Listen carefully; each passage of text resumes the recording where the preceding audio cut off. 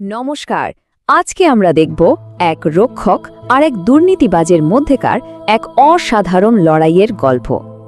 একদিকে আছে নীতির জোর আর অন্যদিকে আছে ক্ষমতার দম্ভ, মানে একেবারে যাকে বলে হাড্ডাহাড্ডি লড়াই। আর আমাদের এই বিশ্লেষণটা শুরুই হচ্ছে একটা খুব ইন্টারেস্টিং প্রশ্ন দিয়ে।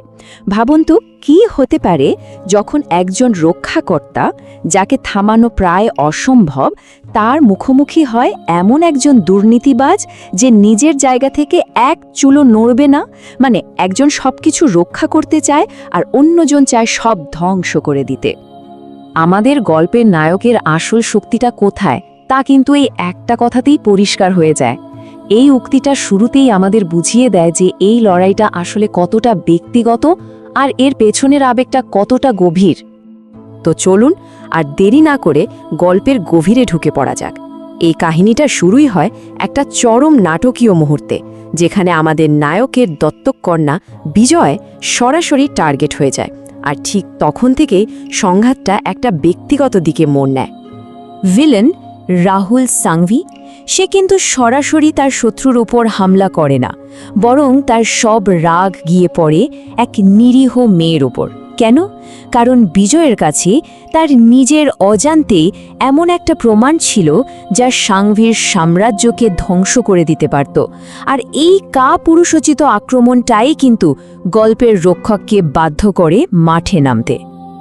এখন যখন আমরা বুঝতে পারছি যে পরিস্থিতিটা কতটা গম্ভীর, চলুন এক পা পিছিয়ে গিয়ে এই মারাত্মক সংঘাতের দুই মূল চরিত্রকে একটু চিনে নিই।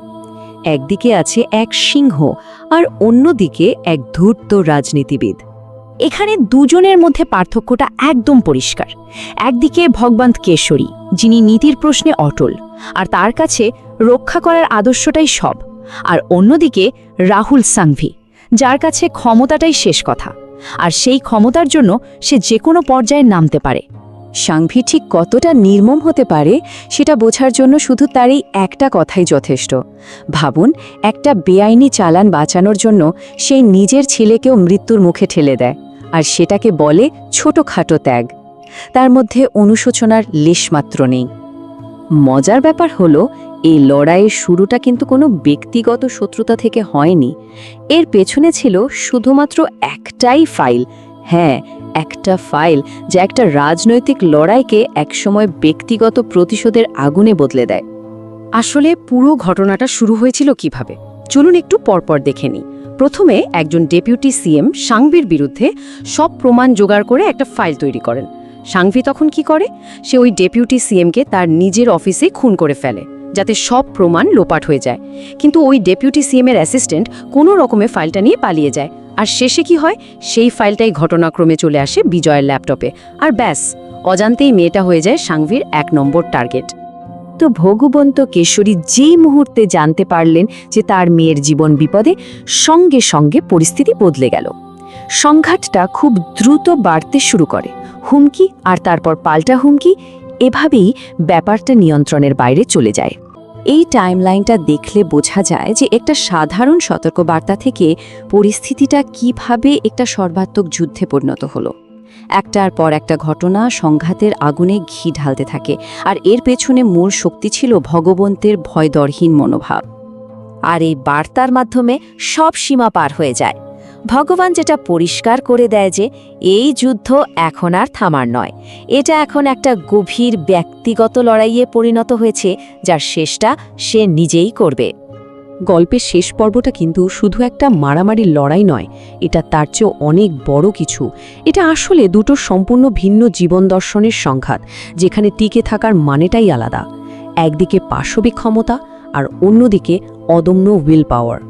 সাংভির ফিলসফিটা খুব সহজ। সে বিশ্বাস করে প্রকৃতিতে যেমন সবচেয়ে শক্তিশালী প্রাণী টিকে থাকে, এখানেও ঠিক তাই। তার বিপুল ক্ষমতা আর টাকাই তাকে আনবিটেবল করে তুলেছে। তার মতে টিকে থাকার অধিকার শুধু শক্তিমানদেরই আছে। কিন্তু এর ঠিক উল্টো দিকে রয়েছে ভগবন্তের বিশ্বাস। তার কাছে আসল শক্তি ক্ষমতা বা টাকা পয়সায় থাকে না। আসল শক্তি লুকিয়ে থাকে একরোখা জেদ আর একটা সঠিক লক্ষ্যের মধ্যে। আর তার এই জেদই তাকে যে কোনো রাজার চেয়েও বেশি শক্তিশালী করে তোলে। তাহলে শেষ পর্যন্ত প্রশ্নটা কিন্তু এটাই দাঁড়াচ্ছে, তাই না? এই যে টিকে থাকার লড়াই, এখানে আসল শক্তিটা ঠিক কোথায়? শুধুই ক্ষমতার জোরে, নাকি একটা অটুট লক্ষ্যের মধ্যে? ভাবনার বিষয় কিন্তু।